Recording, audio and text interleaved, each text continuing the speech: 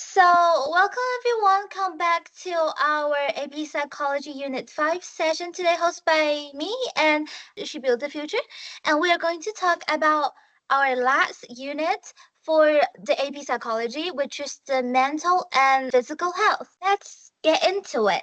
So, first of all, we are going to talk about health psychology. So, health psychology is the part of psychology that studies how our thoughts and behavior affect physical health, for example, like illness and healing. So, for example, if somebody they have a really bad depression or anxiety, they will have some symptom like having some stomach or headache. That is a great example of how the mental health affects the physical health. And we're going to talk about the first one, which is stress. So stress is how we feel and react when we face challenge or threats. For example, if you sometimes feel it's hard to breathe or you feel like it's overwhelming, like something is super hard for you, that's probably a stress come from something that you're worried about. Hypertension is having high blood pressure. Immune suppression is when the body makes fewer antibodies, which weakens the immune system. And all of this can be affected by your mental health. The stressors is the event or situation that cause stress or pressure. It could be the stress from your work, your job, your schoolwork, or even your family members, or even somebody you love. Anything can be stressors that if they cause stress to you. There are two kinds of stress. One is de-stress, one is eustress. The de-stress is the bad stress that make you feel overwhelmed or anxious. The eustress is the good stress that motivates and help you achieve goals. And eustress is the kind of stress that we are talking about at school most of the time, that people need some certain level of stress that will motivate you so you can keep working, but not too much. If it's too much, then it will become de-stress, which is bad for you and your body. We're going to talk about ACES and GAS. ACES, which is stand for adverse childhood experience. This is the difficult or harmful events during childhood, like abuse, neglect, or living in the troubled home, or any type of childhood trauma. For example, like you can see at the right side image, for example, like the early death of your parents, that could be a part of the ACEs too. GAS, General Adaptation Syndrome, this is the body's three-stage response to stress. So the first stage, the yellow stage, is the alarm. The second one, resistance, and the last stage is exhaustion, and we are going to talk about it. Let's start from the alarm reaction phase, which is the yellow stage. The alarm reaction phase is the body's first reaction to stress, where it gets ready to protect itself, which is get to protect your body. Resistance phase is the second stage, where the body is trying to handle and adjust to the stress. And the exhaustion phase is the final stage, when the body is worn out from long-term stress. And we have a term that can cover all of these three phases, which is the fight, flight, freeze response. So, fight, flight, freeze response is the body's automatic reactions to danger. First, you try to fight it. If your brain told you that, okay, I think it's a little bit hard to fight it, then we're going to run away. If it's too much of stress, or like maybe your brain feel like you're done with it, then it might cause freeze, which is you can think it as a panic attack also. And the next one is tend and befriend theory. So I think probably all of you guys have feel or ever heard about it that women is more emotional than men. And the tent and befriend theory is the idea that women often deal with stress by caring for others and forming social bonds. That's why us as women, if we feel super stressful or we need some help, always go to like pet our animals, talk to our bestie, something like that. And instead of it, men are usually they like to stay by themselves and they like to have their own space and think about the actual thing. We're going to talk about some coping skills. We're going to talk about this two type of coping. The first one is the problem-focused coping. This is dealing with stress by solving the problems or changing the situation. For example, you work on manage time, ask for support, create a to-do list. And emotion-focused coping is dealing with stress by managing your feeling instead of fixing the problem. For example, exercise, right? It'll make you tired, but also they will create some hormone to make you feel happy. Take a bath, give yourself a pep talk, meditate, anything that will emotionally make you feel better. That is emotion-focused coping. We're going to talk about positive psychology. It is the study of what makes life good and focusing on strength and happiness. For example, positive psychology can focus on like your happiness, right? And how to build your own strong strength inside yourselves. The first term we're going to talk about is the well-being. Well-being is how happy and satisfied people feel about their lives, along with health and financial factors. Like right here, there are 6 pillars of well-being, right? You have your own careers, your physical, your family, environmental, financial, and mental are all really important for well-being. Resilience is the inner strength that helps people handle stress and bounce back after tough times of trauma. Gratitude is the feeling of thankful and showing appreciation. Right? The gratitude is the best attitude. There's a term that said that if you have gratitude to everything, then you will have a happier life. The next is the positive subjective experience. This is good personal feeling or thoughts that someone has about their lives and themselves. Subjective well-being is how happy or satisfied a person feels with life based on their own view. It's combined with facts like health or income to measure life quality. This is a little bit similar to the idea of both well-being and positive psychology. Signature strength is a person's best trait or best characteristic that they are proud of and use often. So for me, my signature strength is probably that I like to talk to people. I'm pretty extrovert and I use it often. I talk to people a lot. And virtues is strong and steady qualities that help people make good choice and act in a good ways. Talk about inner strength, where also need to know or highlight a terms that call post-traumatic growth. So what is post-traumatic growth? It is a positive mental or emotional change that happen after facing a very hard or painful experience, which is trauma. Dysfunctional is when something in the body or mind isn't working normally. It could be anything like your brain, your heart, your the way you think, anything could be dysfunctional. It just your body or mind isn't working normally. That is dysfunctional. Stigma is a negative label or shame placed on someone because of a certain trait or situation. It can be anything. For example, the image I show right here, I put right here.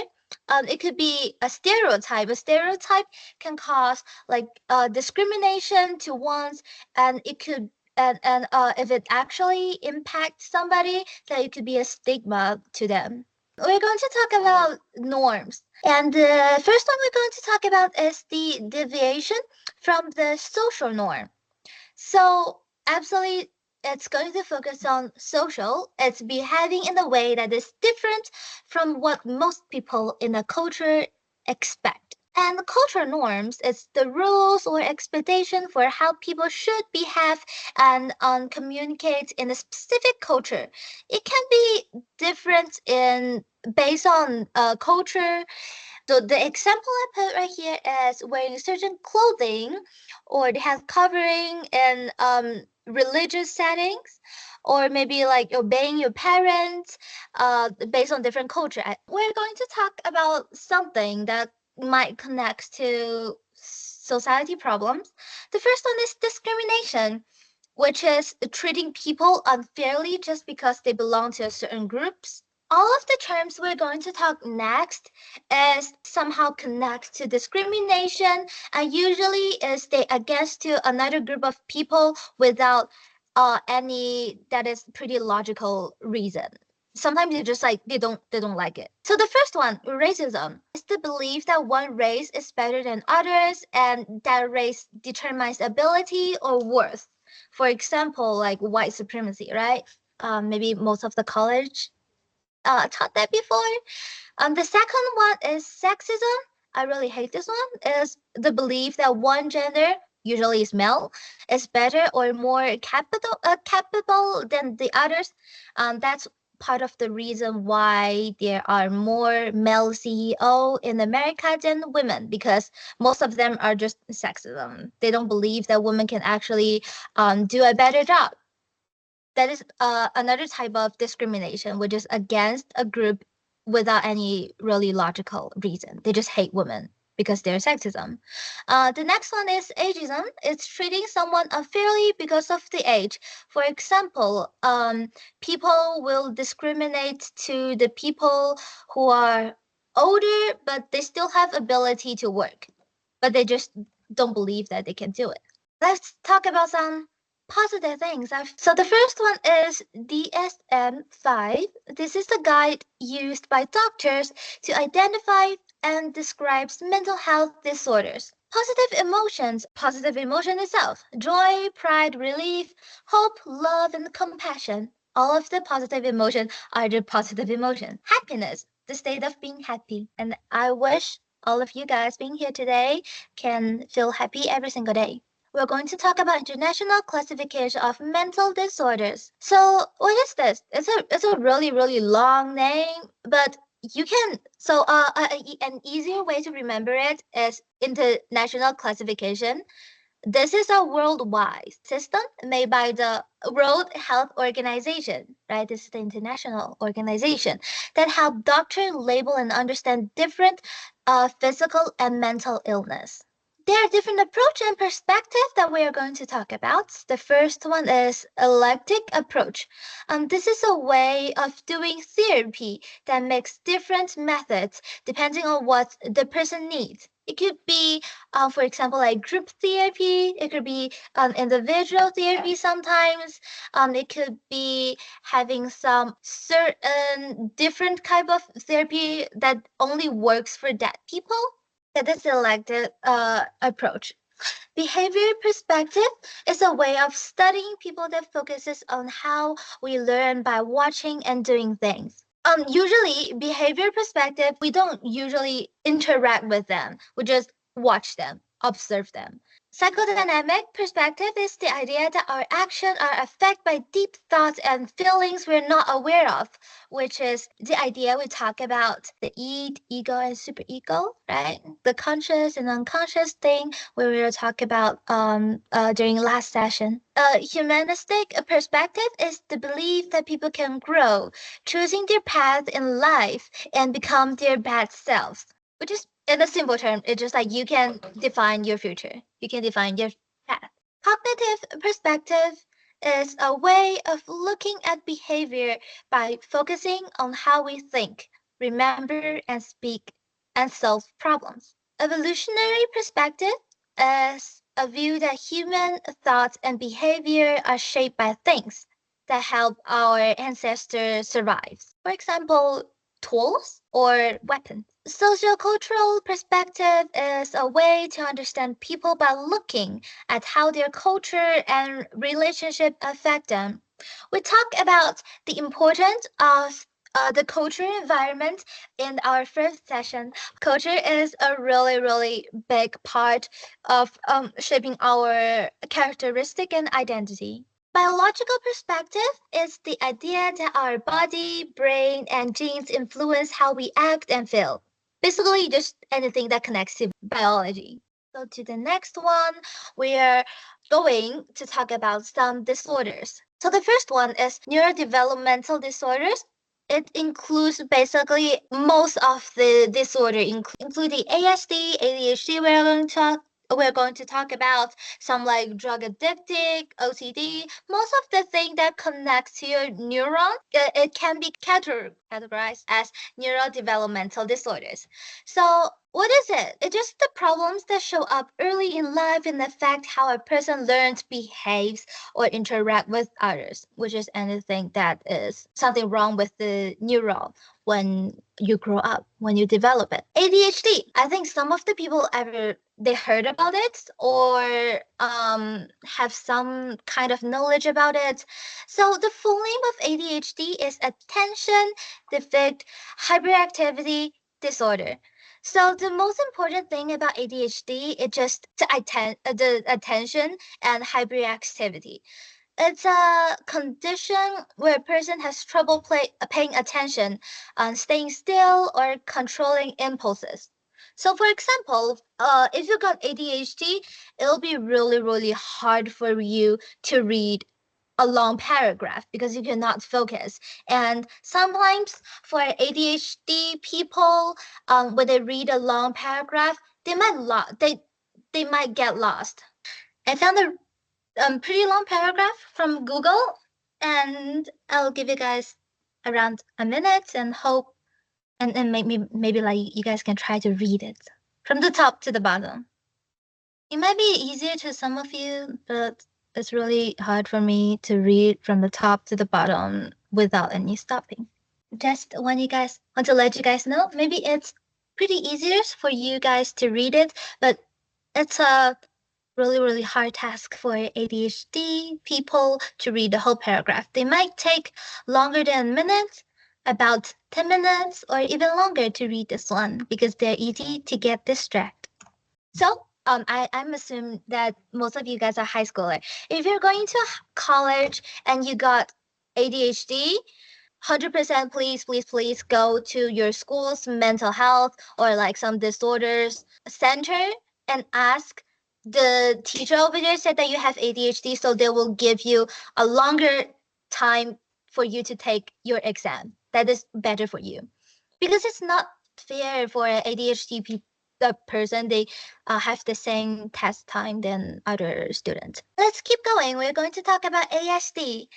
ASD stands for Autism Spectrum Disorder. This is a condition that affects how a person talks to others, handle emotion, and may include very focused interest or repeat behavior. And the way you get ASD is you need to be detected as autism. So basically, ASD is something that really similar to ADHD, but you need to be detected as an autism kid before anything else. So if you are doing AP psychology exam, that there will be a multiple choice, ask you like, okay, the situation is like blah blah blah blah, like somebody is having a hard time to focus, something like that, hard time to read, and ask you to identify whether it is ADHD or ASD. If the question mentioned anything about autism, then it will be ASD. If they mention nothing, just like having trouble with staying attention, then it's ADHD.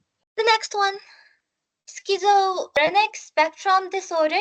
This is a serious mental disorder that affects how a person thinks, feel, and act. It's often including a strange belief or seeing, hearing things that aren't real. This could happen due to childhood trauma or some really big negative impact happen to you. And this is not the thing that is like a normal social or like environmental stress and cost. It needs to be like a really huge impact to you, and you cannot control it. So some of the symptoms could be you hearing some weird noise or you saw something. For example, you saw there's like a bunch of weird face in front of you, even though they're not really here, or you feel like somebody is staring you all the time, even though there's nobody here. It could be that. Yeah, if you have any this kind of symptom, go to see doctor immediately for your health. Delusion. This is a strong false belief, like thinking someone is out to get you or that you're super famous even when there's no proof. Hallucination is seeing, hearing, or feeling things that aren't really there, right? This is really familiar, like what I just talked about, right? So this image is a really, really good example of hallucination and the schizophrenic spectrum disorders that you will actually like see image that is unreal. This organized thinking, this is thought that don't make sense or jump from one idea to another with no clear connection. Like the image right here, there are a bunch of things happen in your brain. This organized thinking could happen in bipolar disorder, ADHD, or even a really, really bad anxiety could also have this one. Disorganized speech, talking in a way that's jumbled or hard to follow because ideas keep changing quickly or randomly. I think after I introduce ADHD, the terms of idea keep changing quickly and randomly might sound a little bit familiar to you. That is another symptom of ADHD or bipolar disorder. They have different type of symptoms. There will be negative and positive.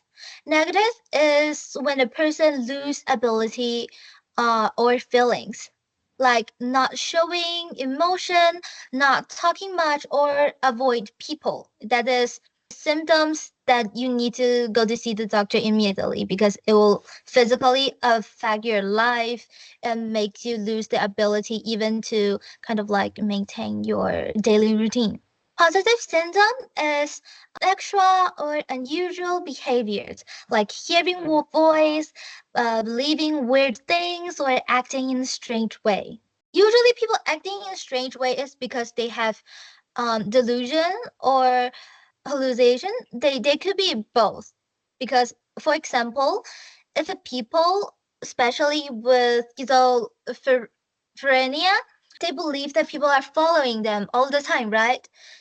With this kind of belief, they will act like super scared, like yell in public, or calling 911 even though there's nobody following them. Yeah, this is the type of positive symptom. Also, talk about depressive. The first one is the major depressive disorder. This is a serious form of depression that lasts at least 2 weeks. So, which is like 2 weeks and longer. You have this from 2 weeks and longer. It's really affecting your life. So, with sadness, low energy, and lose of interest in activity. For example, some of most of the time or some of the time procrastinate is not what you really want. It might because your brain is overworking and maybe you are in a really stressful environment that cause like depression that you might not know. For example, you want to cry all the time. You don't want to do anything. You don't even want to hang out with your friend, with your family. You don't want to play instrument, do sports, do whatever. You just want to lay on the bed. Yeah, that is the major depressive disorder. If you have this kind of things that happen in your life, maybe you can ask like a really professional teacher or an adult that is trustworthy. Ask, just tell them that you might experiencing a major depressive disorder that you need sometimes and you need some understandable from others. Persistent depressive disorder is a long-lasting but less intense kind of depression. It's still long-lasting, like at least 2 weeks. It could be the whole semester of your school life, or it could be like 20 years, 30 years. Yeah, but you can still do your work. You can still read. You can, if your friends ask you to hang out, you will say yes, but you still feel sad most of the time. It's okay. It's not a weird thing to have. Sometimes you just need to take a rest, kind of like understand yourself, or like give your brain a break and just take care of yourself and love yourself. And the next one is bipolar disorder. It's easy to understand based on the word bipolar. It's a mental illness where someone goes between feeling very sad, which is depressed, and overly excited or energetic, or another word is maniac. But Bipolar disorder sounds really bad because, like, oh my gosh, just imagine like you experience the emotional change immediately, if like from depressed to maniac. It sounds really bad, right? But it's okay, because I have bipolar too. Being a little bit hard time for me to kind of like working normally or like do something that I should do. I procrastinate a lot, but you can always handle it. Bipolar disorder is a little bit different than the normal anxiety or depression. If you have this, if you're feeling like most of the time I cannot fall asleep in the nighttime, or sometimes I feel really angry. I get really easy to angry that I want to punch myself. I want to punch my classmate. I want to punch my friend, and you didn't do that, right? Or you feel like, okay, I'm really sad. I don't want to do anything. Like I don't even want to eat food, something like that. That might be bipolar disorder. It might not act like, or like it might not really sound that bad, but you need to go to see a doctor if you have this one. Yeah.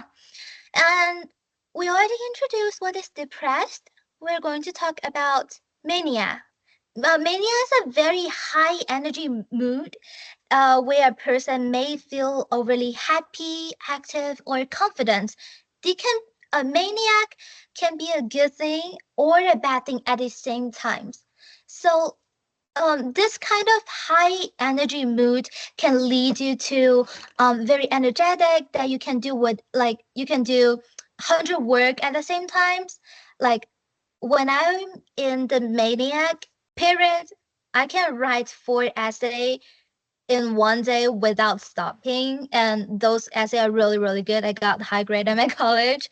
And but in other ways, if it's happening in nighttime, it might have a hard time for you to fall asleep, or in an even bad way, like you have some feeling of you want to punch somebody, but because of the social norms you cannot punch somebody.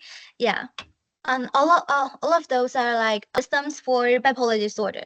If one day you feel like I'm so excited, I'm so energetic, and I'm going to spend all of my mom's, my dad, and my money, that could be you're in a maniac term or maniac um period if you have bipolar disorder. And bipolar, they have two kind of disorder. The first one is bipolar 1, and the second one is bipolar 2. How can we define, like identify this? They sounds really similar, right? Bipolar 1, you can imagine is like somebody, they have more angry or maniac period over than the depressed period. It's a type of bipolar disorder with strong maniac episodes and major depression. Bipolar 2, which is the one I have, is a type of bipolar disorder with less intense maniac or and depression. It's like I don't have the feeling of I need to like punch somebody or stab somebody, but bipolar 2 disorder usually they experience longer depression times than the maniac time. I put the image on the left side. I hope it will be easier for you guys to understand. Bipolar 1 is the red line, right? You can see people are experiencing like more dramatic emotion. They will have like really, really high maniac episodes and immediately drop to, okay, I'm so sad. I want to kill myself. Like I cannot do anything, right? And bipolar 2 is it's a little bit maniac, like sometimes I feel high energetic, but most of the time I feel like I'm down and I'm sad. So we're going to talk about some specific phobia, and the word phobia is basically fear. So anything and with phobia means something something fear, the fear of something something something. So, a specific phobia is an intense fear of a certain thing, like an object, situation, or activity, even though there's a word that is pretty long that I'm not going to say right here. But some people actually having a fear with the word phobia itself. There are three terms that we need to highlight about phobia. The first one is acrophobia. It's basically the fear of height. The root acro means height. Phobia means fear. So fear of height means acrophobia, which means fear of heights. Arachnophobia is the fear of spiders. The same logic. Arachno, spiders. Phobia, Fear of spiders. Okay, and the next one is agoraphobia. It's the fear of being in place where it feels hard to escape or get help, like crowd or open spaces. When it's a crowd or open spaces, it's actually like pretty big spaces. New York Square, something like that. Or it can be like not that big, like maybe a little bit bigger than the plaza. Like we're talking about at the start of this session, a panic attack. So panic attack is a sudden episode of fear that causes fast heartbeats, shortness of breath, and a feeling of doom. When I say the feeling of doom is actually your brain feeling, your brain think that you're going to die in a second. So that's why when you are having like too much of stress, you'll have panic attack because your brain feel like you have so many stress right now and you cannot process it and you're going to die. So that's why you have the panic attack. It's a really serious thing. Social anxiety disorder is a strong fear of being judged or embarrassed in social situation. It's being more common right now, especially after the COVID period, and also because we use the social media to text people more right now.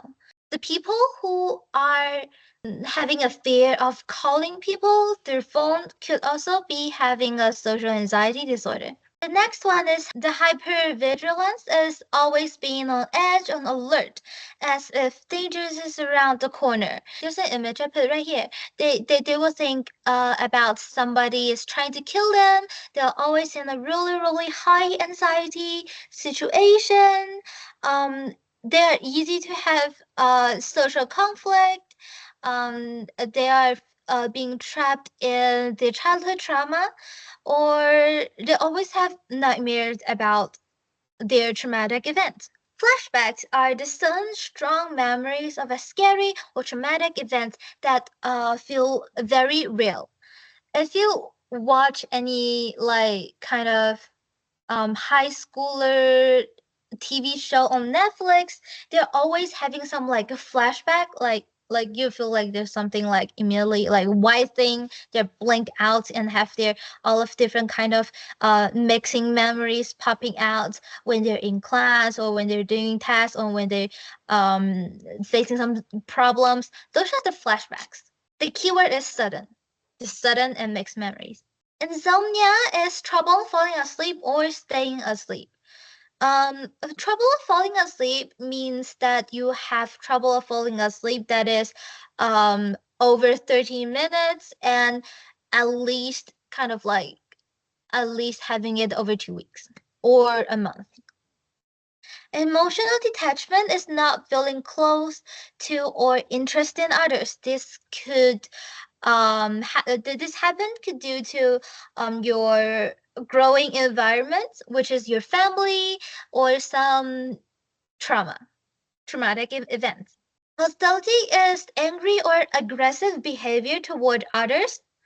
This could happen based on different kind of disorder, but the people who has bipolar disorder, bipolar 1 disorder, during their maniac episode, they will have this hostility, which is really angry or aggressive behavior toward others. Just a fun fact, most of the people, most of the teenager, they kill their parents or the people around them are having bipolar 1 disorder. Not bipolar 2. Bipolar 2 are chill. They usually just like stay in their little room, but bipolar disorder 1 can actually harm people. So that's why most of the people who are actually being detected that they have bipolar disorder, bipolar 1 disorder, are living in hospital right now. Post-traumatic stress disorder, which is PTSD, it's a really common terms right now that most of the teenagers are talking about it every single day. So it's a mental health problem caused by a scary or dangerous experience with symptoms like nightmares, anxiety, and avoiding reminders of the event. This usually happening with the people who are in military after the war.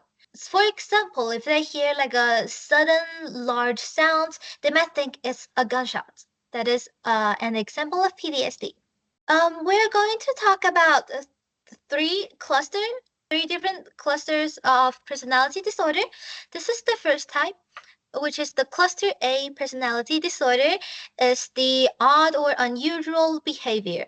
So the first one is paranoid personality disorder, which is a person who doesn't trust others and always think people are out to get them. For example, if they're going to planning to do something, they'll never tell you because they'll think, I mean, if you go ask them, they will feel like you want to know what they're planning to, and probably you're going to ruin their plan or do something bad with it.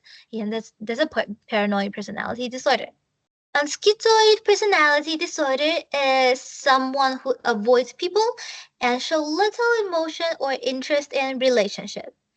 This could be due to they just want to protect themselves or some traumatic events when they're growing up. Schizotypal personality disorder is a person who act, talk, or thinks in a strange way and may believe in odd things or be paranoid. Cluster B is more dramatic, emotional, and unpredictable behavior. Antisocial personality disorder is a very, very common example for cluster B personality disorder. Oh yeah, it's a very epic example. Yeah, basically it's just a person, often a man, who doesn't care about right or wrong, they hurt others and doesn't feel guilty. They might lie or be violent. There's a lot of people having this type of disorder, overdoing drug to cause this one because the drugs will kind of like affect your brain, especially when if you're a teenager, it will affect your neuron development and will affect you making decision. Or maybe some type of person they just born with this antisocial personality disorders, which they love to kill or torture animals, especially like some cute animal like dog, cats when they're a kid, and when they grow up and go into society, they will stab people for fun. Histrionic personality disorder is someone who is super emotional, craves attention, and acts very, very dramatic. If you accidentally touch them, they will overreact it, saying that like, oh my gosh, are you like sexual harassment me? Or like, what are you thinking about? Like, did you want to kill me or something like that? Yeah. This is this type of a personality disorder, which is really, really dramatic. Narcissistic personality disorder is a person who thinks they're better than others, wants a lot of praise, and doesn't care much about others people's feeling. If you are huge Disney fans or you ever watched Bella, which is the Beauty and the Beast before, there's a man, like a super muscular man called Gaston. He has the narcissistic personality disorder, which he think everybody, I mean, especially every girls are obsessed with him. Borderline personality disorder is a person who has extreme mood swing, feeling unsure of who they are and act on impulse. Cluster C personality disorder is anxious or fearful behavior. The first one is avoidant personality disorder, as a person who avoids social situations because they feel not good enough and fear being judged, like Elio from the movie Elio. If you think deep, he could be avoidant personality disorder because he always think that he is not fit in the earth. He think that he should belong in the alien. Dependent personality disorder is someone who always need others to take care of them and is very afraid of being alone or rejected. This could be, especially this could be caused by their early childhood experience that maybe their parents are lack of caring them, or they usually ignore what they actually need when they are in the childhood. So when they grow up, they will have the feeling people, especially who they loved, will kind of like abandon them like their parents. So they will have this kind of dependent personality disorder when they grow up.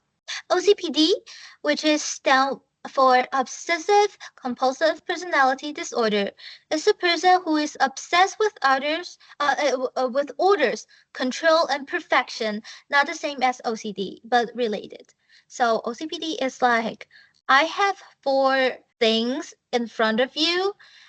For example, like four circles like right in front of you, and one is like little bit not like in the straight lines, or that one is a little bit dirty, or like having the different slightly different colors than others. The people with OCPD will get crazy because of that. And we're going to talk about some therapy and treatment terms. So the first one is evidence-based interventions. This is the treatment that are proven to work through solid research and studies. For example, medicine. They need tons of work and research and study and what is that? Clinical experiment. Yeah. Cultural humility is realizing that we don't know everything about other cultures and being open to learning. Always being open to learning, especially about others' culture, can avoid discrimination and bias. Therapeutic alliance is a strong, trusting relationship between a therapist and clients that helps therapy work better.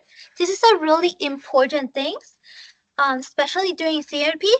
If the therapist cannot build a really trusting relationship with the client, then the therapy will never work. The session, like no matter how many sessions you tried, it will never work. It will never work for the client because they don't trust you and they're not like 100% open enough for you. Psychotropic medication is medicine that help with mental health by balancing brain's chemical.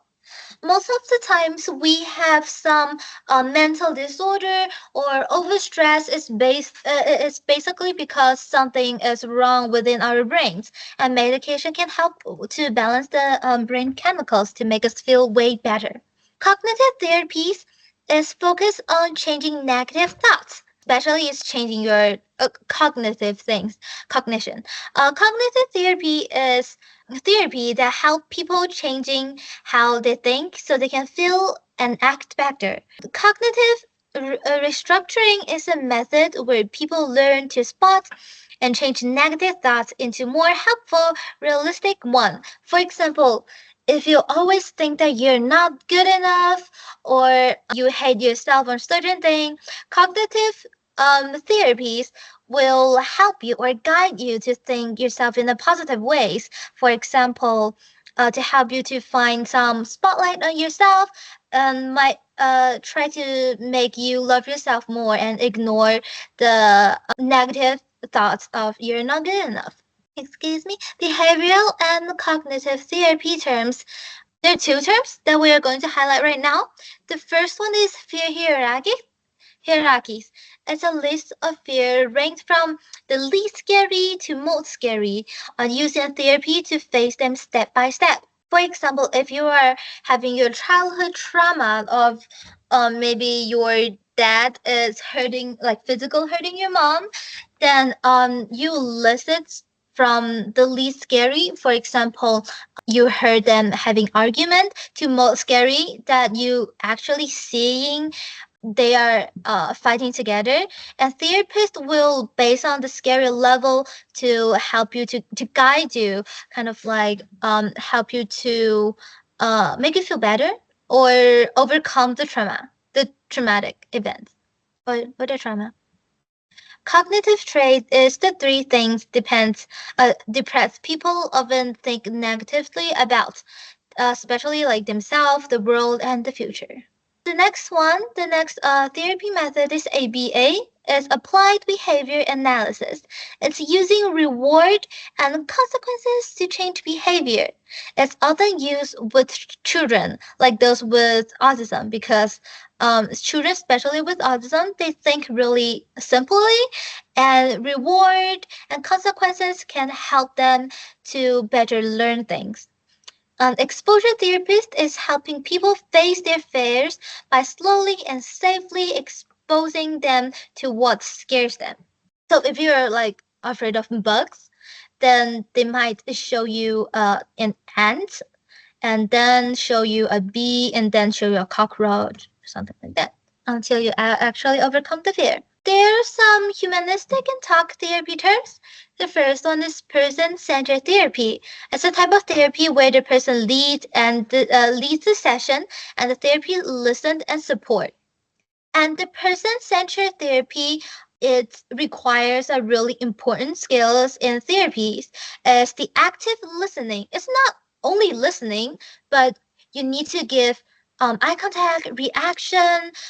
You need to make the client feel like you actually feel them. You understand what they're talking about. It's when the therapist really listens by repeating, summarizing, and showing understanding. For example, like, I heard you, or like, I understand you, something like that. Then let's go into medication and treatment.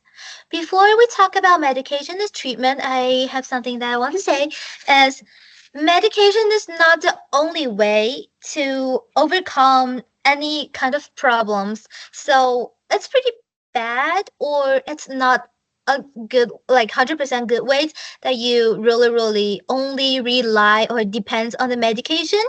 It's important that you need to do the both therapy session and see psychiatrists to ask for medication at the same times. Both of them, the therapy and medication, is really important if you need any help.